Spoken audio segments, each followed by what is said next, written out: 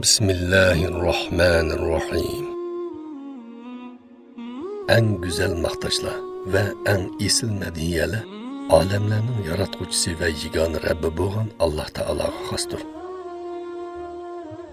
Alloh taoloni chin qalbimdan madiyelayman, uningga hamd sano aytaman ve shukr qilaman. Haq dinni bizlarga yetkazgan suyimli payg'ambarimiz Hazrati Muhammad alayhisalomga durud, duo ve salom yo'llayman.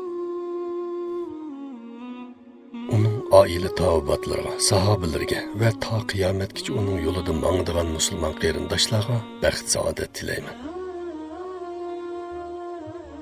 Hürmetlik okurmenlerimiz, emdi huzurunlarına bəxt saadetinin 40 retsipi namlı kitabımızını okup berişini davamlaştırırız.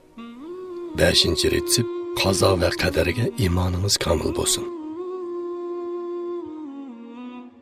Hemme işinin Allah Taala'nın təqdiri bilan bo'ladiganligiga chin dilidan ishonib, taqdirga tan bergan odam beshiga qanchalik xafalik kelsimi, o'zini yo'qotib qo'ymaydi.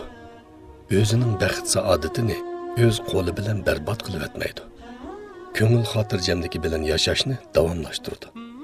Alloh Taala Qur'oni Karimda mundaq deydi: "Ma asaba min musibatin fil ardi va la fi anfusikum illa fi kitabin min qabli an nabra'a." Yani yer yüzüde yüz bergen ve özanla uçurgan bala qazalarının hammasi biz yaratışdan burulla levh-ül mahfuzda bar idi. Ve iyemseskallahu bidurrin fela keşife lehu illa huve ve iyemseske bihayrin fehuve ala kulli şeyin qadir. Yani eğer Allah sana bire külpet yetkizse, onu Allah'tan başka hiç kim kötürüp yetelmeydi. Eğer Allah sana bire yaxşılık yetkizse, o çağda onunla hiç kim arlaşamaydı. Çünkü Allah her nersege qadirdir. "Len yusibana illa ma kataballahu lana." Yani bizge faqat Allah'ın taqdir qilgan narsasi yetidi. Sizge yetken yaxşılık yoki yomonlik xatolashib yetkeni yo'q. Hamma Alloh taolo tarafidan bitilgan taqdirdir. Alloh taolo taqdir qilib etgan ish o'zgarmaydi. Peygamber aleyhisselam mundaq degan: "Bilginki, agar insonlarning hammasi sana bira ziyon zahmat yetkizish uchun birlashgan taqdirdimi, ular sana faqat Allohning taqdir qilgan narsasidan boshqasini yetkazolmaydi. Navoda ularning hammasi sana bira foyda yetkazmoqchi bo'lib birlashsimi, ular Alloh sana taqdir qilgan yaxshilikdan boshqasini yetkazolmaydi." Peygamber aleyhisselam yana mundaq degan: "Mümin adamning ishi haqiqatan ajablanarliki, uning hamma ishi yaxshilikdir. Bu yaxshilik mümin adamdan boshqasi yo'qdir. Uningga bira xushallik yetsa, u Allohga shukr qiladi. Bu uning uchun yaxshilikdir. Agar uningga bira ko'ngilsizlik yetsa, sabr qiladi. Bu uning uchun yaxshilikdir." Shak shubhisizki, mushu aqida sizning qalbingizda mahkam o'rin olib, ichki tuyg'ularingizni muqimlashsa, sinoqlar mukofotga, ziyon zahmat foydaga, jafo mushaqqat qimmatga, hamma hodisalar mamnuniyatga aylanadi. Mundaq bo'lganda, siz og'riq siloq, urug' tuqqan, yaqin yo'riqlardan ayrilib qilish, iqtisodiy ziyon va yoki o't ofati degandek hodisalardan vayim yemaysiz. Chunki buni yaratquchi ashundaq taqdir qilgan, ashundaq hukm qilgan va ashundaq ixtiyor qilgan. İxtiyorlik faqat Allohga xosdir.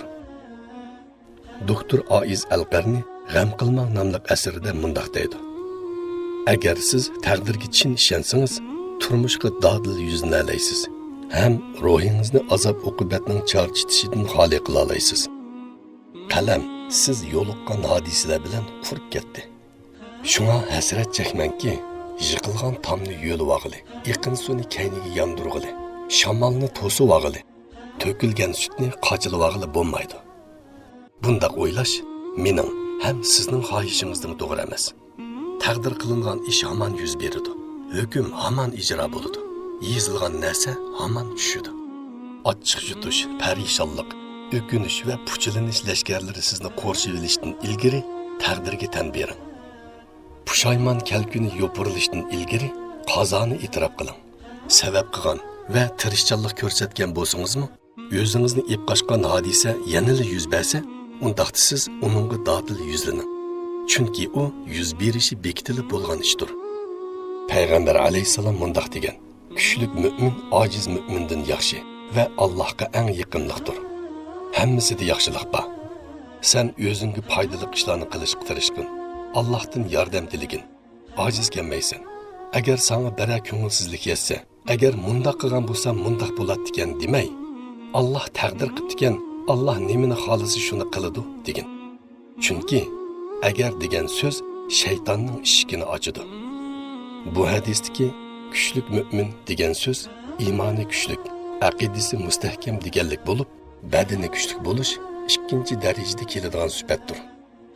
Shunga siz beshingizga qandoqli ish kelsa, undaq qilgan bo'lsa mundaq bo'ladi degan demay, Alloh shundaq taqdir qilib degan bo'g'liq bo'ldi degaysiz.